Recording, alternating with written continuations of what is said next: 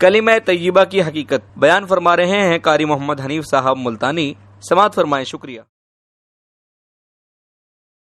قرآن پاک کی ایک آیت امام الانبیاء محبوب کبریا حضرت محمد مصطفیٰ صلی اللہ علیہ وسلم کے ارشادات میں سے ایک حدیث کا ترجمہ ذکر کیا تھا. اس کے ضمن میں یہ بات سمجھانے کی کوشش کی تھی کہ یہ دنیا، اس کی چہل پہل، اس کی زیب و زینت، اس کی چمک دھمک، اس کی تمام فیشن اور اس کے تمام تر کاروبار جتنے بھی ہیں وہ فانی ہیں، عارضی ہیں، ناپائیدار ہیں، ختم ہونے والے ہیں. ایک اللہ کی ذات باقی رہنے والی ہے، اور جو اعمال اللہ کے حکم پر کر لیے جائیں وہ اعمال بھی کبھی برباد نہیں ہوں گے. حدیث پاک میں آتا ہے کہ پروردگار عالم کی طرف سے بعض آدمی پہ ایسی عنایت ہوگی، میدان حشر میں پھنسا کھڑا ہوگا، نیکیوں کا پلہ بالکل خالی، گناہوں کا پلہ بالکل بھاری. یہ ترجمہ ذکر کر رہا ہوں قرآن مجید کی آیات کا. فرمایا فمن ثقلت موازینہ فاولئک هم المفلحون. کچھ لوگ تو وہ ہوں گے جن کے نام اعمال نیکیوں سے بھرے ہوئے ہوں گے. ومن خفت موازینہ فاولئک الذین خسروا انفسهم فی جہنم خالدون. کچھ لوگ ایسے ہوں گے ان کے نام اعمال گناہوں سے بھرے پڑے ہوں گے. تلفح وجوہہم النار وہم فیہا کالحون. ان کے چہرے جھلس دیے جائیں گے، جلا دیے جائیں گے، کوئی ان کا حمیتی وما للظالمین من انصار. کوئی ایسے لوگوں کا ساتھی نہ بنے گا، ظالم کا کوئی حمایتی نہیں بنے گا. تو اللہ پاک جل شانہ فرماتے ہیں کہ ایک آدمی کا نام عمل اس قدر ہلکا ہوگا، نیکیوں کا پلہ بالکل خالی، گناہوں کا بوجھ بھرا ہوا ہے. حدیث میں آتا ہے کہ بعض آدمی کے 99 دفتر ہوں گے. ساری زندگی کی کاروائی جو جمع ہونی ہے وہ آخر کتنے بڑے بڑے دفتر ہوں گے. ہم لوگ رات دن بھونکتے ہیں، گالیاں بکتے ہیں وہ بھی لکھی جاتی ہے، گانا گاتے ہیں وہ بھی درج ہوتا ہے، چگلی کرتے ہیں، گلا غیبت کرتے ہیں وہ بھی لکھا جاتا ہے، تلاوت کرتے ہیں وہ بھی لکھا جاتا ہے. پر تلاوت کرے کون؟ اگر اس بات پر یقین آ جائے کہ میری زبان سے جو کچھ نکل رہا ہے وہ درج ہو رہا ہے، لکھا جا رہا ہے. تھوڑا سا غور کریں، جو آدمی سیشن جج کی عدالت میں بیان دیتا ہے کتنا سوچ سوچ کے دیتا ہے، وکیلوں سے مشورے کرتا ہے، اپنے یار دوستوں سے تجویزیں پوچھتا ہے، ایسا نہ ہو میرا مقدمہ خراب ہو جائے میری زبان سے ہی. بڑے احتیاط سے بیان دیتا ہے، بڑا سوچ سوچ کر بیان دیتا ہے عدالت میں. اور یہاں کبھی نہیں سوچا کہ یہ تو سیشن کی عدالت ہے، خدا کی عدالت میں ان تمام بیانوں پہ فیصلہ ہوگا. بیان میرے ہوں گے، فیصلہ اللہ تبارک و تعالیٰ کا ہوگا. مجھے سوچنا چاہیے، یہ کبھی گوارا نہیں کرتا. تو قرآن کریم میں اللہ پاک نے فرمایا کہ جس آدمی کا نام اعمال اتنا بھیڑا اور برا ثابت ہو کہ اس میں نیکیوں کی گنجائش ہی نہیں. حضرت شاہ عبدالعزیز صاحب دہلوی رحمۃ اللہ علیہ لکھتے ہیں کہ گناہگار کی چھاتی کو چیر کر کھبا ہاتھ اس میں سے آگے سے گزار کر، یعنی ہاتھ پیچھے نکال دیا جائے گا اور اس میں نامہ اعمال پکڑایا جائے گا. گویا یہ پہچان ہوگی برے آدمی کی. یعنی قرآن کریم کی روشنی میں آپ بات کو سمجھیں کہ اچھے آدمی کا نامہ اعمال سجے ہاتھ میں ہوگا اور برے آدمی کا برا نامہ اعمال چھاتی میں سے ہاتھ گزار کے یوں پیچھے کو ہاتھ نکلا ہوا ہوگا، پھر نام اعمال پکڑایا جائے گا. یہ نشانی اور یہ پہچان بنا دی گئی. پھر بھی اللہ کا کرم جس پہ ہو جائے کیا کہنا اس کی کریمی کا. سبحان اللہ. یوں آتا ہے کتابوں میں کہ ایک آدمی پھنسا کھڑا ہوگا اپنے گناہوں کے بوجھ کی وجہ سے، کھڑا رہے گا، پریشان حال ہوگا. قیامت کا منظر ایسا ہوگا کہ زمین تانبے کی بن جائے گی، سورج سوانیزے پہ آ جائے گا. تو اللہ پاک جل شانہ فرمائیں گے میرے بندے کیا حال ہے تیرا؟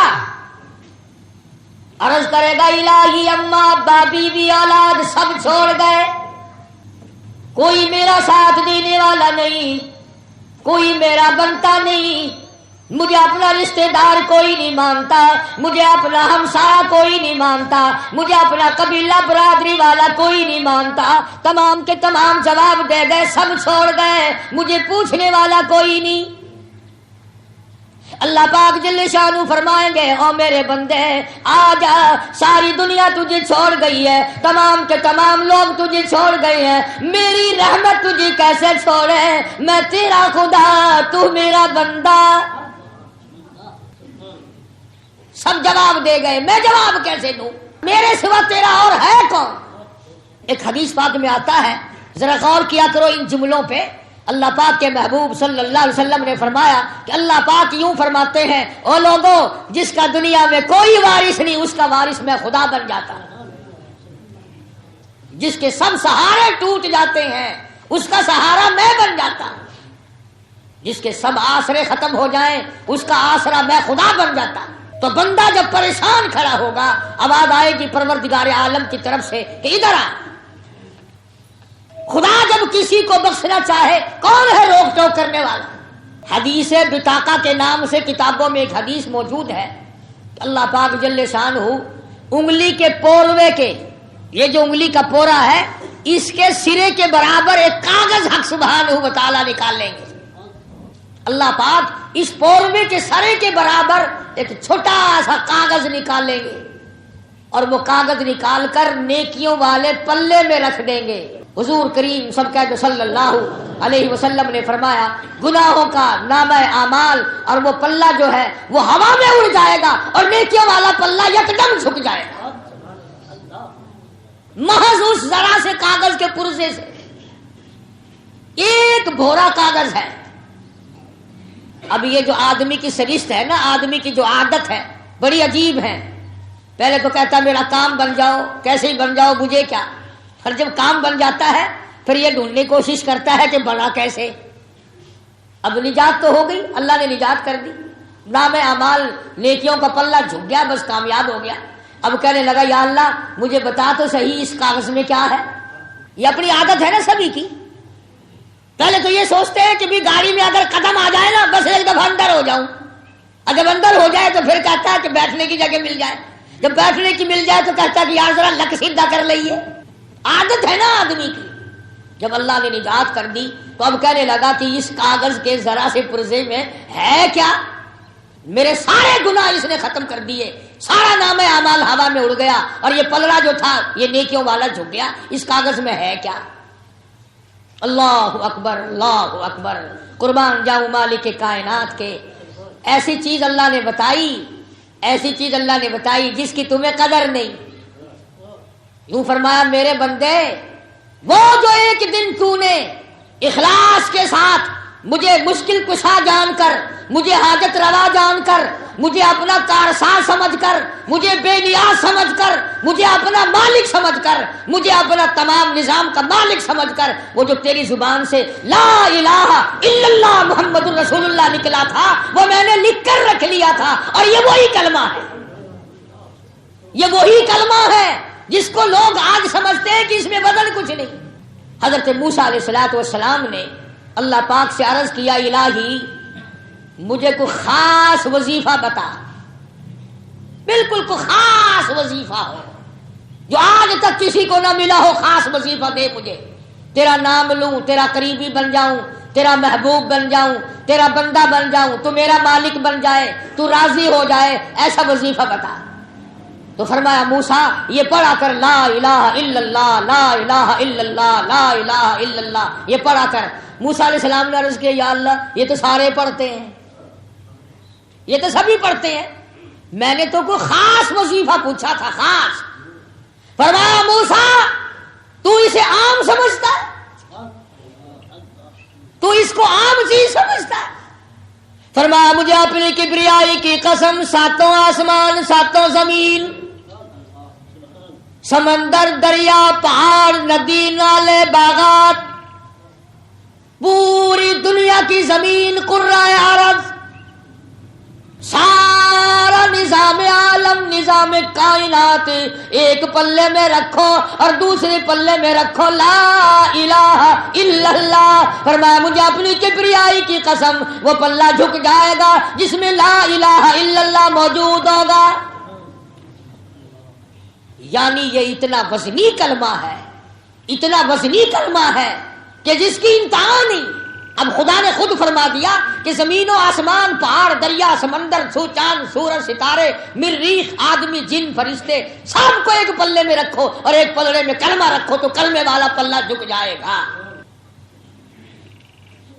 جب یہ کلمہ اتنا وزنی ہے اور یہ نجات کا بھی ذریعہ بنتا ہے تو اس کلمے کو کم سے کم اتنا تو کرے کہ آدمی صحیح پڑھے، کم سے کم اتنا تو کرے کہ اس کے الفاظ کو صحیح ادا کرے۔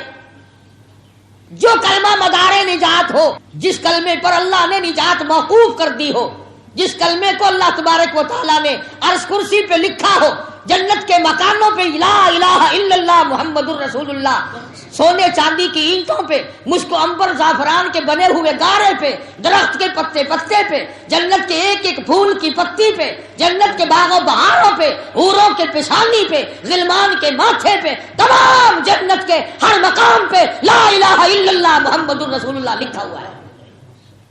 آج اس کلمے کی لوگوں کو پرواہ نہیں۔ 100 سال کا بڈھا ہے، کلمہ غلط پڑھتا ہوا مر رہا ہے، اور جس پہ نجات ہونی تھی تیرے پلے وہی نہیں۔ عورتوں سے کلمہ سنو، لا الہ الا اللہ محمد پاک رسول اللہ۔ یہ کوئی آگو آکھے نا ایویں نہیں، پاک نہیں آکھے دا ہوں گا۔ اچھا تو حضور کو پاک نہیں بنے گا؟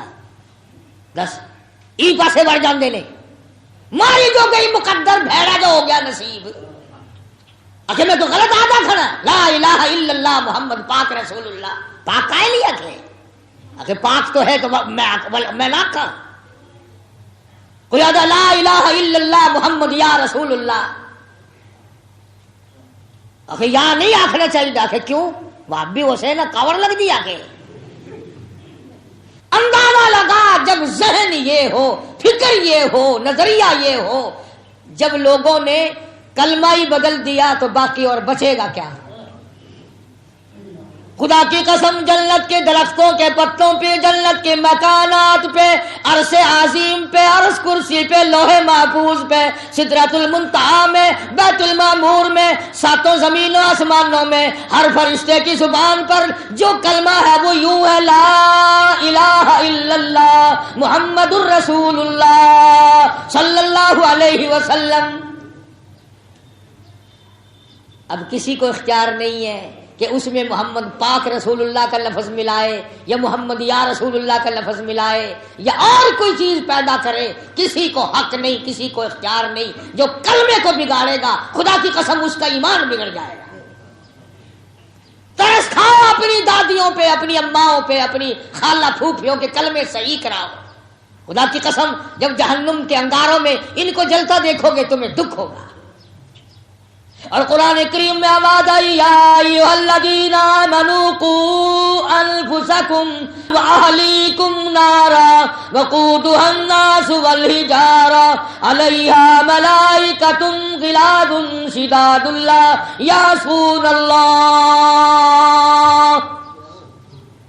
فرمایا او اللہ والو، ایمان والو، اپنے گھر والوں کو، اہل و عیال کو، بیوی بچوں کو، بہن بیٹیوں کو جہنم کے انگاروں سے بچاؤ۔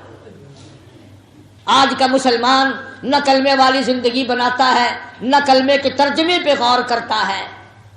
فرمایا لا الہ الا اللہ کوئی نہیں، شادی کرانے والا اس کے سوا کوئی نہیں، شادی کرنے کے بعد اولاد دینے والا اس کے سوا کوئی نہیں، گھر کی رونق کو دوبالا کرنے والا اس کے سوا کوئی نہیں، چہل پہل گھر میں بنا دینے والا کوئی نہیں، اور بسا کر اجاڑ دینے والا اس کے سوا کوئی نہیں، کوئی نہیں ہے۔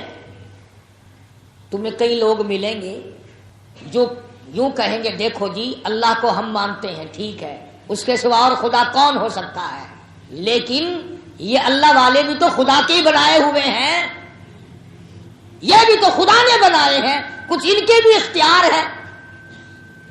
خدا کی قسم جب آدمی اللہ کا دروازہ چھوڑتا ہے اس کی عقل ماری جاتی ہے. بھلا اس سے یہ پوچھو اگر خدا کسی کو خدائی تقسیم کر کے دیتا اور نظام کائنات میں کسی کا تصرف ہوتا تو یہ مرتا ہی کیوں؟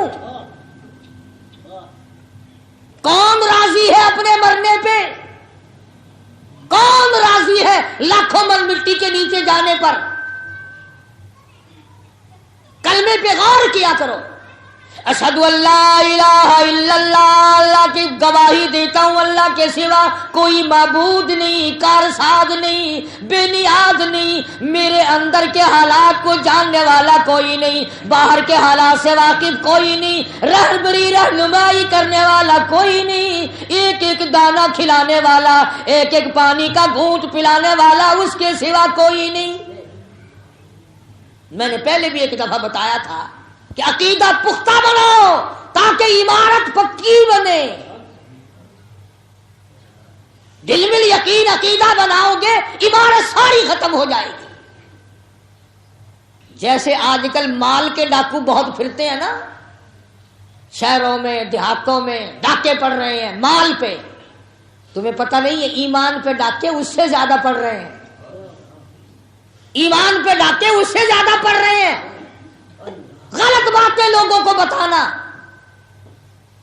پکے ہو جاؤ، جو مولوی، جو ملا، جو مقرر، جو خطیب بات کرے پکڑو اسے اور کہو یہ اللہ کا قرآن موجود ہے، ہمیں نکال کے دکھا اس میں یہ بات کہاں ہے. مصیبت یہ ہے مولویوں کو تسلی ہے جو چاہے ساری عمر کہتے رہے تم نے پوچھنا ہی نہیں، تم نے نہیں معلوم کرنا. سونے کو دو چار جگہ دکھا لو گے، دیکھنا جی کہیں کھوٹ نہ ملا دیا ہو. چاندی کو دکھا لو گے اور چیزوں کے بارے میں تحقیق کرو گے، معلومات کرو گے، لیکن دین کے بارے میں کوئی معلومات نہیں کرو گے. اکھے جی جو ہے ٹھیک ہے بس خیر صلی اللہ ہے. التحیات کے آخر میں کہتا ہے اشہد ان لا الہ الا اللہ، میں گواہی دیتا ہوں اللہ بے نیاز ہے، اللہ کے سوا کوئی معبود نہیں. وَأَشْهَدُ أَنَّ مُحَمَّدًا عَبْدُهُ وَرَسُولُهُ، میں گواہی دیتا ہوں کہ اس کی کہ اللہ کے نبی حضرت محمد کریم صلی اللہ علیہ وسلم اللہ کے عبدہ، اللہ کے بندے اور اس کے رسول ہیں. اگر تھوڑی سی توجہ کرو تو ایک نقطہ اور عرض کر دوں. اللہ بڑا بے نیاز ہے. اللہ میاں ہم پاپیوں کو جانتا ہے. وہ یہ بھی تو فرما سکتا تھا وَأَشْهَدُ أَنَّ مُحَمَّدًا رَسُولُهُ وَعَبْدُهُ، میں گواہی دیتا ہوں کہ محمد صلی اللہ علیہ وسلم اللہ کے رسول اور اس کے بندے ہیں. اللہ ہماری رگوں سے واقف تھا. جس چیز کے لوگ منکر نظر آتے تھے، جس چیز میں لوگ گڑبڑ کرتے دکھائی دیتے تھے، اس نے پہلے عبدہ کو لایا اور پھر رسولہ کو لایا. پہلے اس نے ہماری رگوں کو پکڑا ہے. حکیم لوگ کہا کرتے ہیں نا بھی پہلے میں قبض کا علاج کر لوں اور دوائی پھر دوں گا. تو جیڑی سانو شرک دی قبض ہوئی پھر دی ہے نا، شرک دی قبض ہو رہی ہے. اللہ پہلے اس کا صفحہ چاہتا ہے. فرمایا واشهد ان محمدا عبدہ ورسولہ. قبلہ رخ بیٹھا ہے، باوضو بیٹھا ہے، مسجد میں بیٹھا ہے، فرض نماز کا اخیر ہے، تہجد کی نماز کا آخری التحیات ہے، وطروں کے اخیر میں، نفلوں کے اخیر میں. فرمایا میرے بندے جب تک ہر نماز کے اخیر میں تو ان دونوں چیزوں کا اقرار نہ کرے، میری خدائی کا اور میرے محبوب کے بندے ہونے اور مصطفائی کا، اس وقت تک تیری نماز مکمل نہیں. اب بتاؤ ایمانداری سے کون سا مولوی، کون سا پیر، کون سا فقیر جو نماز پڑھتا ہو وہ التحیات ضرور پڑھتا ہے نا؟ جو پڑھ دے ہی نہیں انہیں میں گلی نہیں کرتا. آج کل ایسے پیروں کی بھی کثرت ہو گئی جو نماز ہی نہیں پڑھتے. سبحان اللہ، پیر ہی نہیں پڑھتا تو مریدوں نے کیا پڑھنی ہے؟ مجھے ملا ہے کہ میں نے کہا حضرت نماز کر لگا اکٹھی پڑھ لیں گے، اکٹھی پڑھ لیں گے. میں نے کہا انشاءاللہ مجائی بھی اکٹھی ہوگی، مجائی بھی اکٹھی ہوگی. ہائے ہائے، آپ نے دیکھا ہوگا چوری کرنے والے چور کو پولیس والے مارتے ہیں، پوچھتے ہیں کیسے چوری کی تھی، کیسے چابی نکالی، کیسے اٹھایا، اور قاتل کو کچھ نہیں پوچھتے، یوں ہی بند رکھتے ہیں اسے. قاتل سے کوئی نہیں چیز منواتے. منوانا کیا ہے؟ معلوم ہے کہ یہ قاتل ہے، یکدم اس کو پھٹکا لگاتے ہیں. یہ جو نمازوں کے قاتل ہیں، یہ جو روزے کے قاتل ہیں، یہ جو محمد صلی اللہ علیہ وسلم کے دین کے قاتل ہیں، یہ جو قرآن کریم کے قاتل ہیں، یہ جو اسلام کے قاتل ہیں، اللہ پاک یکدم پھٹے لگائے گا قیامت کے دن۔ خدا کی قسم، جس دین کو لوگوں تک پہنچانے کے لیے محمد صلی اللہ علیہ وسلم نے اپنی زندگی کو اتنا دکھوں میں ڈالا ہے کہ آج اس کا کوئی ارادہ بھی نہیں کر سکتا۔ صحابی کہتا ہے اللہ غنی، زید بن حارث رضی اللہ تعالیٰ عنہ حضور کریم صلی اللہ علیہ وسلم کے ساتھ ہے، طائف میں تشریف لے گئے اور وہاں جا کر کے پیغام سنایا ہے سرداروں کو، لا الہ الا اللہ محمد الرسول اللہ، اللہ کی توحید کا پیغام سنایا، اپنی رسالت کا لوگوں کو پیغام دیا، اللہ نے مجھے نبی بنا کے بھیجا ہے۔ سارے سرداروں نے انکار کر دیا، صرف انکار نہیں کیا، ظالموں نے اتنا بڑا ظلم کیا، طائف کے بچوں کو پیچھے لگا دیا، مارو امام الانبیاء کو مارو۔ صحابی کہتا ہے اتنا مارا کہ میں نے چاروں طرف اپنے سینے میں پتھر کھانے کی کوشش کی، مگر میرے کانوں میں کڑا کڑا کر کے ان پتھروں کی آواز آئی جو کالی کمری والے کے ٹخنوں میں، پنڈلیوں میں طائف کے لڑکوں نے مارے۔ صحابی رویا کرتا تھا حضور کے بعد بھی، کہتا ہے جب بھی مجھے طائف کا منظر یاد آتا ہے میرا جگر پھٹ جاتا ہے۔ صحابی کہتا ہے حضور کو اتنی تکلیف پہنچی، چکر کھا کر طائف کی زمین پہ بیٹھ گئے، اور انہوں نے پھر بھی یہ نہیں کہا کہ چلو آرام کر لینے دو، ہاتھ پکڑ کے شہنشاہ کائنات کو دھکا دیا ہے، سرزمین طائف سے باہر نکلو، تیرا لا الہ الا اللہ ہمیں منظور نہیں۔ 1,24,000 نبیوں کے ساتھ نہ تو کسی کا مکان کا جھگڑا پڑا، نہ دکان کا جھگڑا ہوا، نہ زمین کا جھگڑا ہوا، نہ روپے پیسے کا جھگڑا، نہ رشتے ناطے کا جھگڑا، ایک جھگڑا چلا ہے آدم علیہ السلام سے لے کر محمد عربی صلی اللہ علیہ وسلم کی ذات تک، اور وہ جھگڑا ہے لا الہ الا اللہ کا۔ یہ سب کہتے تھے وہ ایک ہے، کوئی اس کا ساتھی نہیں، اور قوم کہتی تھی نہیں نہیں اور بھی ہیں۔ سارا جھگڑا یہی چلا ہے۔ حضرت نوح علیہ السلام قوم کے سامنے آئے اور ان سب کے سامنے کھڑے ہو کر فرمایا یا قوم، او میری برادری، او میری خاندان کے لوگوں، او میرے وطن کے لوگوں، او میرے ہم وطنوں، یا قوم اعبدوا اللہ کی تسبیحاں پھیرو، اسی کو سدو، اسی کو سورو، اسی کو بلاؤ، وہی تمہارا سب کچھ ہے۔ آگے سے قوم نوح علیہ السلام، دیکھو ایک طرف پیغام ہے پیغمبر کا، نبی کا، اللہ کا پیغام ہے، زبان نبی کی ہے، حکم خدا کا ہے، اور قوم آئی، قوم کہنے لگی یا نوح لیس بی ضلالۃ، پتہ چل گیا تیرا پاگل ہے، ساری قوم کدھر جا رہی ہے، تو اکیلا کدھر چلا ہے؟ نوح علیہ السلام نے فرمایا مجھے اللہ نے تاج نبوت پہنایا ہے، میں نبی ہوں، اللہ کا پیغمبر ہوں، اللہ کا رسول ہوں، خدا کا پیغام تمہیں دے رہا ہوں، وَلَٰكِنِّي رَسُولٌ مِّن رَّبِّ الْعَالَمِينَ، میری بات پہ یقین کرو، میں اللہ کا رسول ہوں۔ جا تیرے ورگے ہزاروں دیکھ رکھے ہیں، رسول بڑا پھرتا ہے، اور کوئی اللہ کو نہیں ملا رسول بنانے کے لیے، تیرے جیسا غریب رہ گیا۔ اور یہی تانا ملا آمنہ کے در یتیم جناب رسول کریم صلی اللہ علیہ وسلم کو۔ قرآن ہے، قرآن کریم، میری تو ہر وقت دعا ہے اللہ کرے تمہارے گھروں میں قرآن بس جائے، تمہارے دلوں میں بس جائے، تمہاری اولاد کی زبانوں پہ بس جائے۔ خدا کی قسم باوضو ممبر پہ بیٹھا ہوں، میری تو تمنا ہے تیری زبان ہو، کلام خدا ہو، تلاوت ہو رہی ہو اور دنیا سے روانگی ہو رہی ہو، پھر تو آئے گا نا مزہ۔ اس حالت میں موت آئے مگر بڑا مشکل ہے، ہم نے عادت ہی نہیں بنائی، ہم نے وہ عادت بنائی۔ اللہ اکبر، اللہ اکبر۔ خداوند کریم کی نبی حضرت محمد کریم صلی اللہ تعالی علیہ وسلم کے بارے میں مشرکین مکہ نے یہی اعتراض کیا، وقالوا لولا نزل هذا القرآن،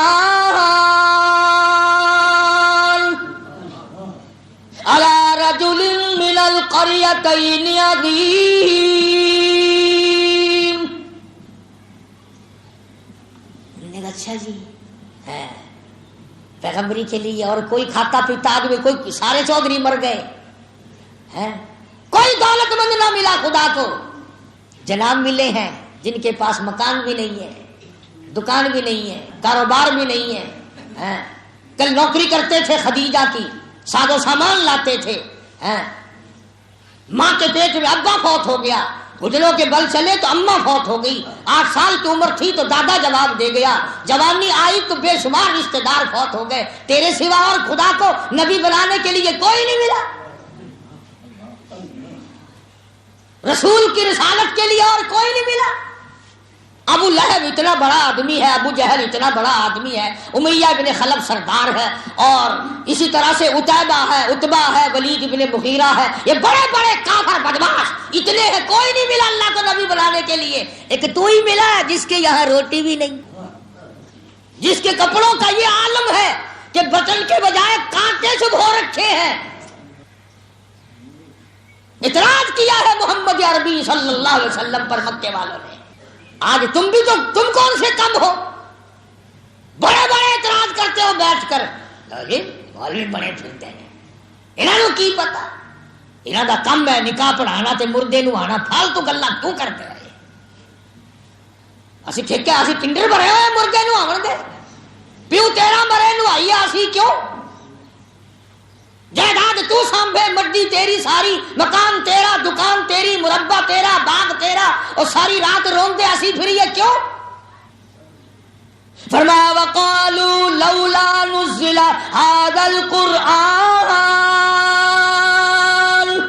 على رجل من القريتين عظيم.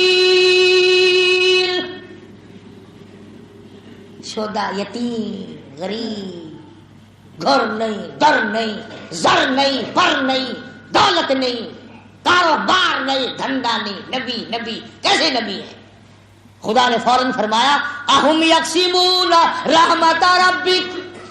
اور مکے کے چودھریوں, سرداروں, اور بڑے بڑے گرو گھنٹالوں, اور بڑے بڑے گبروں, یہ بتاؤ میری رحمت کو تقسیم کرنے والے تم کب سے بن گئے.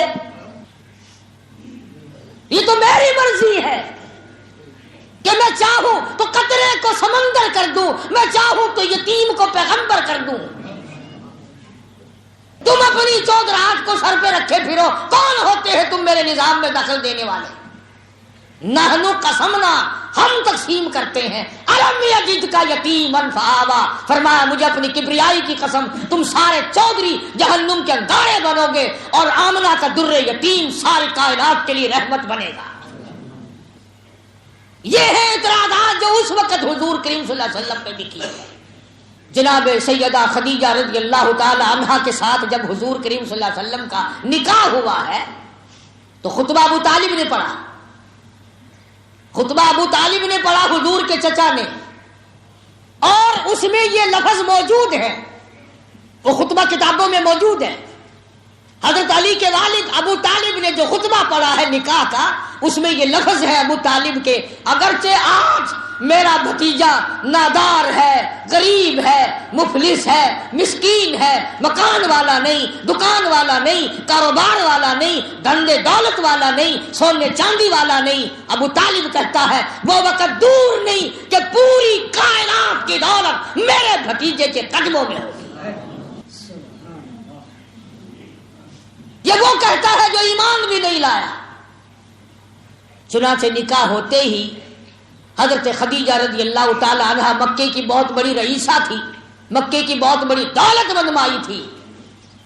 اس نے قربانی دی, ٹھیک ہے عورت بنی تھی نا, لیکن واہ فاطمہ کی اماں, پیغمبر کی گھر والی, قربان جاؤں, سامنے آئی اور کہا کالی کملی والے, اب تک آپ نے جو کام کیا میرے کاروبار کا ملازم کی حیثیت سے, آج کے بعد اس مکان کا, اس مال کا, میری جان کا, میری آن کا, میری عزت کا, میری آبرو کا, میرے ایک ایک بال کا, ساری دولت کا آج کے بعد خدیجہ مالک نہیں بلکہ محمد مصطفیٰ مالک.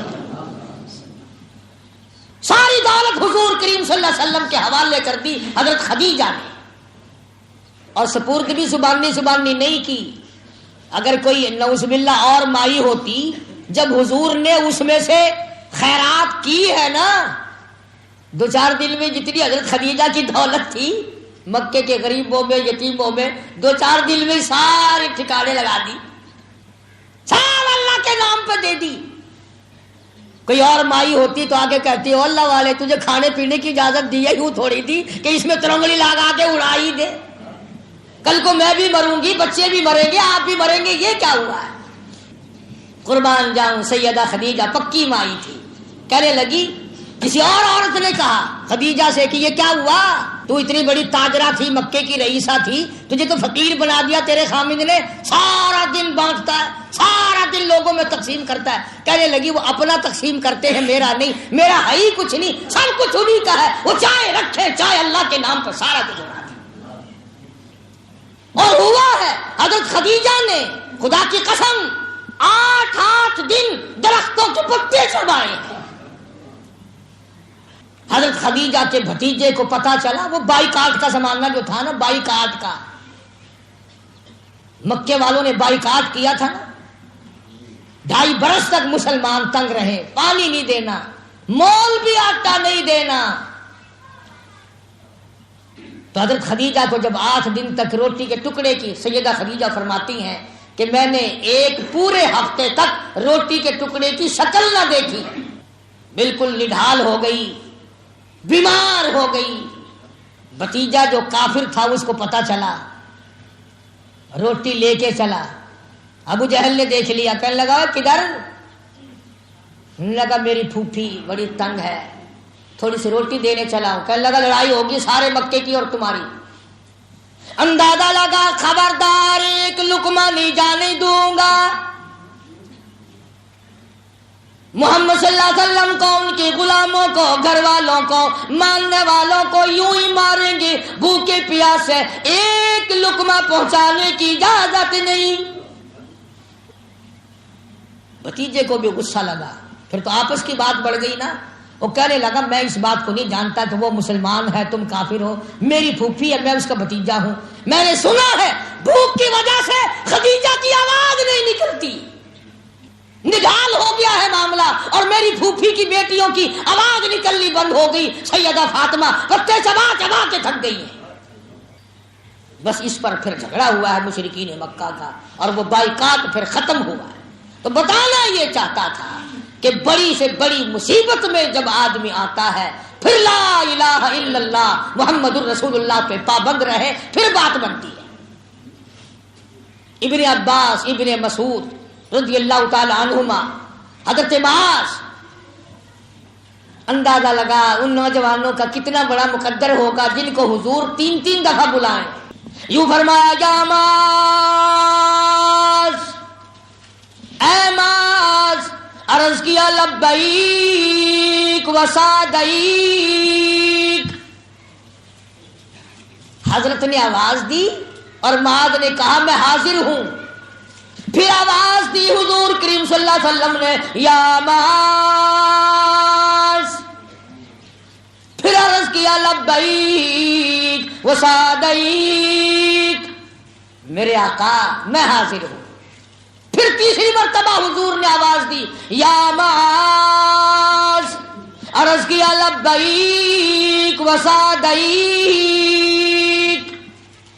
آپ کا 3 مرتبہ آواز دینے کا مقصد یہ نہیں کہ معاذ حضور سے دور تھا، نہیں، ایک سواری پہ سوار ہے، آکے اگلی طرف شہنشاہ کائنات سوار ہیں، پچھلی طرف معاذ بیٹھے ہیں، دور نہیں ہے، ایک سواری پہ سوار ہیں۔ مطلب یہ ہے معاذ ایسی بات تجھے بتانے لگا ہوں، توجہ کر، دھیان کر۔ یعنی جب خاص بات آپ نے کسی سے بتانی ہو نا تو پھر کہا کرتے ہو نا کیوں بھائی سن رہے ہو نا، کہ جی ہاں سنتے پئے ہو، کہ ہاں سنتے پئے ہیں، کان میرے بل کرو، توجہ کرو، سنتے پئے ہو کیا، سنتے پئے ہیں۔ حضور کریم صلی اللہ علیہ وسلم نے حضرت معاذ کو 3 مرتبہ آواز دی اور اس نے 3 مرتبہ جواب دیا۔ چوتھی مرتبہ فرمایا اے معاذ لا تشرک باللہ، اللہ کی ذات میں صفات میں کسی کو شریک نہ بنانا، کسی کو شریک نہ ٹھہرانا. ان قتلتا او حرکتا او کما قال النبی صلی اللہ علیہ وسلم. توجہ کرو، فرمایا اے معاذ، اللہ کی ذات میں کسی کو شریک نہ بنانا. چاہے تجھے قتل کر دیا جائے، تیرے ٹوٹے ٹوٹے کر دیے جائیں، تجھے آگ میں جلا دیا جائے، تجھے سولی پہ چڑھا دیا جائے، خدا کے سوا کسی کو کارساز نہ ماننا. اور آج ایک مرتبہ بس کوئی عورت یہ آواز لگا دو کہ فلاں جگہ جانے سے فلاں کام بنتا ہے، پھر دیکھو ٹول کے ٹول چلتے ہوئے. دین ختم ہو گیا، اسلام کی عظمت نکل گئی، قرآن کریم کے احکام لوگوں کے دلوں سے رخصت ہو گئے. تبھی تو یہ ساری چیزیں ہمارے سامنے. آج ملک میں کتنا بازار گرم ہے شرک کا، جہاں دیکھو بیٹھے ہیں. سبحان اللہ، کیا مارکیٹ لگے گا جو درباروں میں مارکیٹ لگا ہوا ہے، بہترین مارکیٹ ہے. اگلے دن مجھے ایک مولوی صاحب ملے، کہنے لگے کہ تم بڑے ظالم لوگ ہو، نہ کھاتے ہو نہ کھانے دیتے ہو. میں نے کہا ہوا کیا؟ کہنے لگا ادھر ریاست میں ٹوٹی پھوٹی خانقاہ پڑی تھی، میں نے وارثوں کو بلایا اور 3,000 میں سودا کر لیا. 3,000 ان کو دیے، 4-5 ہزار خانقاہ کی درستگی پہ خرچ کیے. پہلا ہی عرس کیا، مجھے 50,000 بچ گئے. مالک جو تھے وہ بے ایمان ہو گئے، واپس لے لی خانقاہ. بتاؤ، ایک کاروبار ہے، کاروبار. اللہ کا قرآن تجھے ہر وقت یہ کہتا وَأَقِیمُوا الصَّلَاةَ وَآتُوا الزَّکَاةَ وَارْکَعُوا مَعَ الرَّاکِعِینَ. نماز پڑھ، زکات دے، رکوع کر، اللہ کے حضور میں سجدہ کر، جھولی پھیلا، اپنی مشکلوں کی آسانی کی دعا مانگ، اپنی پریشانیوں کی آسانی کی دعا مانگ. وہی کرے گا، وہی قطرے قطرے کا مالک ہے، ذرے ذرے کا مالک ہے، پتے پتے کا مالک ہے، ایک ایک سنگریزے کا مالک ہے. یہ سورج چاند سورج کا نظام سارا اسی نے چلا رکھا ہے، وہی ختم کر دے گا. جب یہ عقیدہ بن جائے پھر لا الہ الا اللہ کی عظمت دیکھو، پھر اس کی برکتیں دیکھو. یہ الگ بات ہے کہ کچھ دیر کے لیے آدمی کو تکلیف پہنچے، کوئی پرواہ نہیں. صحابہ کرام جب بھی کسی بادشاہ کے دربار میں جاتے نا، یہود و نصارہ جو بادشاہ ہوا کرتے تھے، ان کے دربار میں جب جاتے تو ان کی تمام قوت و ہیبت سے بے خوف ہو کر جاتے، بالکل بے خوف ہو کر جاتے، اور لا الہ الا اللہ محمد رسول اللہ پڑھتے جاتے، کہتے جاتے. کلمے میں بھی لوگ برکت جانتے تھے، حضور کریم صلی اللہ علیہ وسلم کی ہر چیز میں برکت جانتے تھے. سیدنا سیف اللہ حضرت خالد ابن ولید رضی اللہ تعالی عنہ، مسلمانوں کا سب سے بڑا بہادر جرنیل، جس نے تقریباً 100 جنگ لڑی، 100 جنگ لڑی ہے حضرت خالد بن ولید رضی اللہ تعالی عنہ نے. اور اپنی پگڑی میں سرکار مدینہ صلی اللہ علیہ وسلم کی ریش مبارک کے منہ مبارک یعنی حضور کے بال رکھے ہوئے تھے، جن کو اس پگڑی کو سر پہ اوڑھ کر ٹوپی اوڑھ کر جنگ کیا کرتا تھا خالد. اور لوگوں، خالد نبی کے بالوں میں برکت جانتا تھا. آج تم نبی کے لائے ہوئے قرآن میں برکت نہیں جانتے. ایک موقع پر مدینے پاک میں سب لوگ سوئے ہوئے ہیں. حضرت ابو عبیدہ بن جرہ رضی اللہ تعالی عنہ کو خواب میں حضور کریم صلی اللہ علیہ وسلم کی زیارت ہوئی تو آپ نے فرمایا ابو عبیدہ تم سوئے ہوئے ہو اور میرا خالد گھیرے میں آ گیا کافروں کے، میرا خالد گھیرے میں آ گیا. ابو عبیدہ فوراً اٹھے اور اعلان کیا مدینے میں آؤ انصار مہاجرین آؤ کھڑے ہو جاؤ، خالد بن ولید گھیرے میں آ گئے. عورتیں بھی نرالی تھی بھائی اس زمانے کی. حضرت خالد کی بیوی نے بھی آواز سنی، ام تمیم اسماعی کا نام ہے رضی اللہ تعالی عنہ. کہنے لگی نہیں نہیں نہیں نہیں نہیں نہیں نہیں، خالد کو کوئی گھیرے میں نہیں لا سکتا.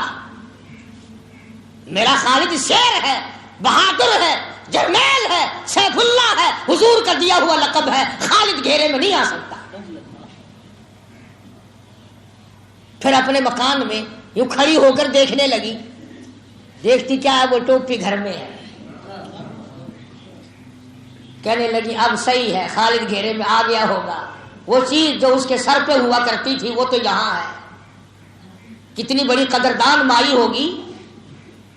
آج کے زمانے کی عورت ہوتی نا وہی بیٹھ کے رونا شروع کر دیتی, ہائے ہائے ہائے ہائے او ہویا کی ہے, اکھے ٹوپی تھائی رہ گئی ہے, کوئی پچاؤ لے جاؤ, نسو بھجو. مائی نے ٹوپی اپنی بغل میں دبائی, برقع لیا, گھوڑا لیا, تلوار لی. صحابہ تو ابھی تیاری کر رہے ہیں مدینے میں, اور یہ برقع پوش نوجوان گھوڑا تیز دوڑا دیا, ادھر جا رہی ہے جدھر جنگ ہوا ہے. صحابہ کہنے لگے یہ کون ہے بھی برقع پوش نوجوان, اتنا تیز گھوڑا دوڑا رہا ہے یہ. صحابہ کو شبہ پڑا کہ یہ ان کافروں کا کوئی آدمی نہ ہو جس نے خالد گھیرے میں لے رکھا ہے, پکڑو اسے.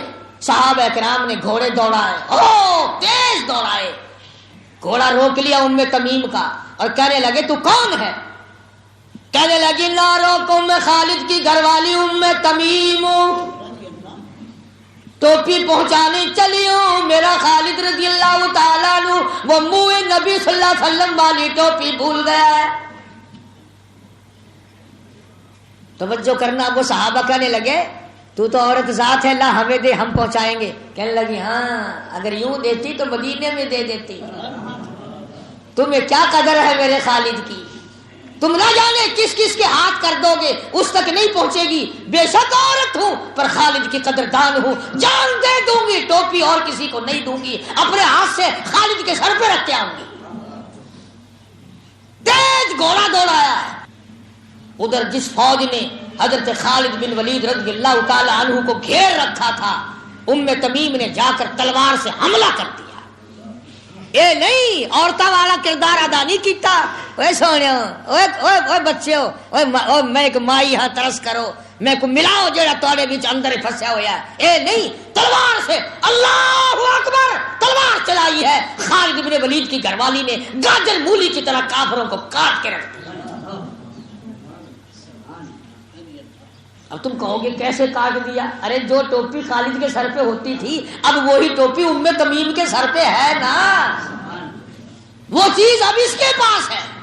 حضرت خالد رضی اللہ تعالیٰ عنہ دیکھ رہے ہیں کہ ہے بھی برقع پوش, یہ ہے کون جو گاجر مولی کی طرح کافروں کو کاٹ رہا ہے.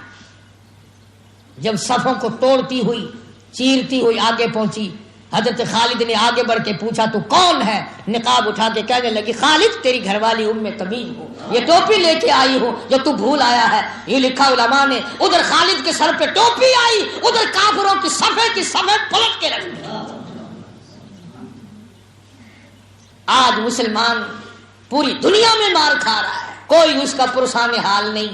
پہلے نمبر تو یہ کہ اس کا قرآن سے یقین اٹھ گیا. اب تو مسلمان بھی یہ کہتے ہیں نا کہ کنجریوں کو لاؤ جنگ کے موقع پہ, وہ گیت گائیں گی تو نوجوانوں کا خون گرم آئے گا. یعنی کنجریوں کے بغیر تیرا خون گرم نہیں ہوتا. کنجری گائے تو نوجوان آگے بڑھتا ہے. ورنہ قرآن کریم تو یہ کہتا ہے کہ انفروا فی سبیل اللہ, آؤ میدان میں, آؤ نکلو میدان میں, اللہ اور اس کے رسول کے دین کو لے کر کے چلو, نماز کی تبلیغ کرو, کلمے کی تبلیغ کرو, حرام کھانے سے بچنے کی تبلیغ کرو, لوگوں کو بتاؤ ارے لوگوں ایک دن ہے تمہاری تمام کائنات ختم ہو جائے. یہ کلمے والی جو بات ہے اس کو تو ذہن میں کم سے کم بٹھا لو. کئی لوگ کہتے ہیں جی بڈھی ماں کا ادب سانو ملحوظ ہے, کیڑا کلمہ صحیح کرائے. اچھا تم ماں کو کلمہ یاد کراتے ہوئے تو شرماتا ہے, اور یہ بغیر کلمے کے مرے گی, تجھے گوارا ہوگی یہ بات؟ اس لیے اس اتنی بڑی دولت اور اتنی بڑی عظمت کو سنبھالنا چاہیے, اس کی قدر کرنی چاہیے, اس کی عادت بنانی چاہیے کہ چلتے پھرتے اٹھتے بیٹھتے آدمی کی زبان پر لا الہ الا اللہ, لا الہ الا اللہ, محمد الرسول اللہ, یہ جاری رہے گا تو بات بنے گی. ایک اور حدیث میں ہے کہ جو آدمی کلمے کا عادی بن جاتا ہے اور ہر وقت اس کی زبان پر اللہ کا نام جاری رہتا ہے, اللہ پاک یوں فرماتے ہیں پھر میری غیرت گوارا نہیں کرتی کہ اس کو جہنم کی طرف جانے دوں. بھی اصل بات تو ساری ڈر کی ہے, ڈر ہو جائے. اور کسی آدمی نے یہ سن رکھا تھا اللہ پاک سفید داڑھی والے سے حیا فرماتے ہیں. سفید داڑھی جس کی ہو اللہ پاک حیا فرماتے ہیں. تو مرتے وقت ڈرتا ہوا کہنے لگا میری کالی داڑھی ہے، مر جاؤں تو آٹا مل دینا،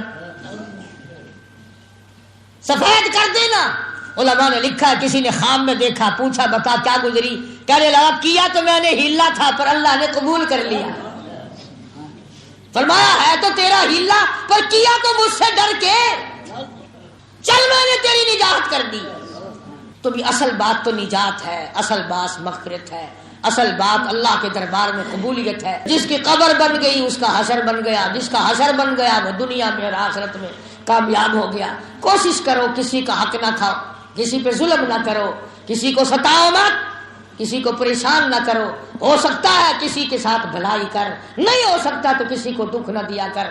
حضرت شیخ الاسلام شیخ العرب والعجم حضرت مولانا سید حسین احمد صاحب مدنی سب کہہ دو رحمت اللہ علیہ، بارہا لوگوں کو بھی پوچھتے ہوئے سنا، خود بھی عرض کیا میں نے کہ حضرت کوئی ایسا وظیفہ بتاؤ جو بڑا کام کا ہو.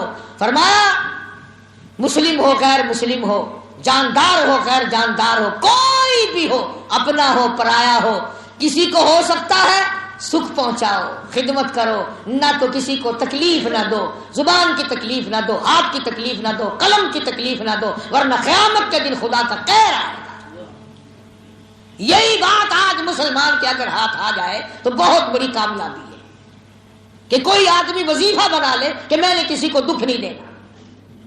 اور یہی وجہ ارشاد فرمایا مدنی کریم صلی اللہ علیہ وسلم نے، اور لوگوں دو چیزوں کی ضمانت تم دے دو، ایک چیز کی ضمانت میں دیتا ہوں، تم زبان کی اجازت دو، اسے غلط نہیں چلاؤ گے، اس کی ضمانت دو. تم اپنی نفسانی خواہشات کی ضمانت دے دو، اس کو غلط استعمال نہیں کرو گے. فرمایا لوگوں جنت الفردوس کا ضامن میں محمد الرسول اللہ بن جاتا ہوں.